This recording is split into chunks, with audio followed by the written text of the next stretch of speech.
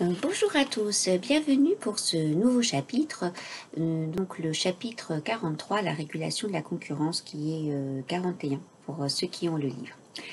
Donc on nous parle de la concurrence, donc c'est un sujet dont nous avons déjà plusieurs fois abordé différentes thématiques et ça regroupe un peu tout ce que nous avons à savoir sur cette régulation, c'est-à-dire comment contrôler en fait, voir que cette concurrence soit juste.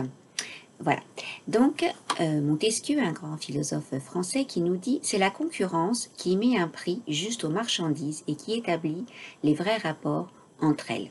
Donc effectivement, depuis le début que nous voyons en début d'année, nous parlons de ça, que la concurrence est nécessaire pour avoir en fait le juste prix. Sans concurrence, évidemment, on a le monopole et on peut faire le prix qu'on veut.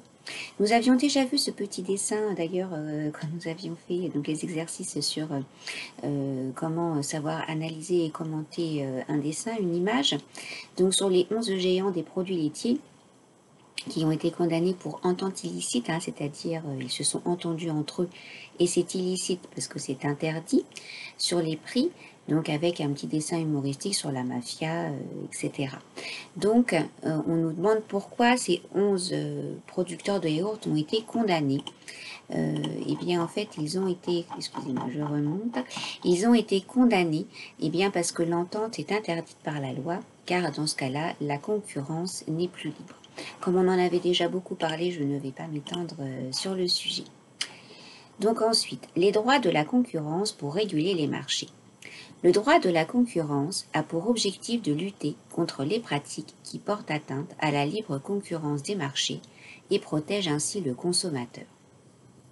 On distingue les pratiques anticoncurrentielles interdites, les ententes illicites, accords entre entreprises qui limitent la concurrence, les abus de position dominante, une entreprise domine le marché et en profite pour nuire à la concurrence, les opérations de concentration soumises à contrôle concernant l'acquisition ou la fusion d'entreprises qui pourraient perturber la libre concurrence sur un marché.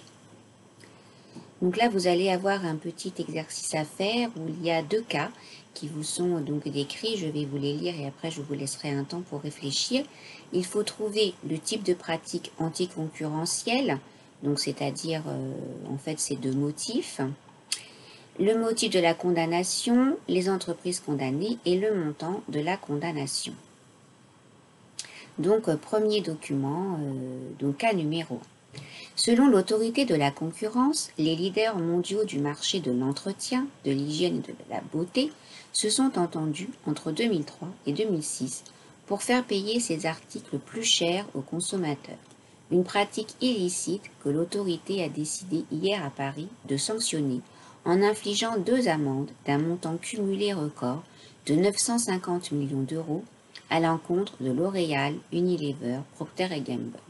En tout, 13 géants du secteur ont été condamnés. Donc ça, c'est le cas numéro 1, je vous laisse remplir après, et le cas numéro 2. Le tribunal de commerce de Paris a condamné Orange à verser 51 millions d'euros à son concurrent SFR dans une affaire concernant des offres destinées aux propriétaires de résidences secondaires. SFR avait saisi le tribunal pour abus de position dominante. Il jugeait prédatrices les offres, Internet et téléphonie fixe, d'Orange proposant un abonnement souple pouvant être suspendu lorsque le propriétaire n'était pas à son domicile pendant plusieurs mois, puis repris lorsqu'il était de retour. SFR estimait qu'il ne pouvait répliquer à cette offre commerciale d'Orange. L'opérateur historique possède en effet le monopole des lignes téléphoniques en cuivre. Voilà, donc je vais mettre sur pause, faire une deuxième partie de vidéo et nous revenons ensuite pour corriger cette partie.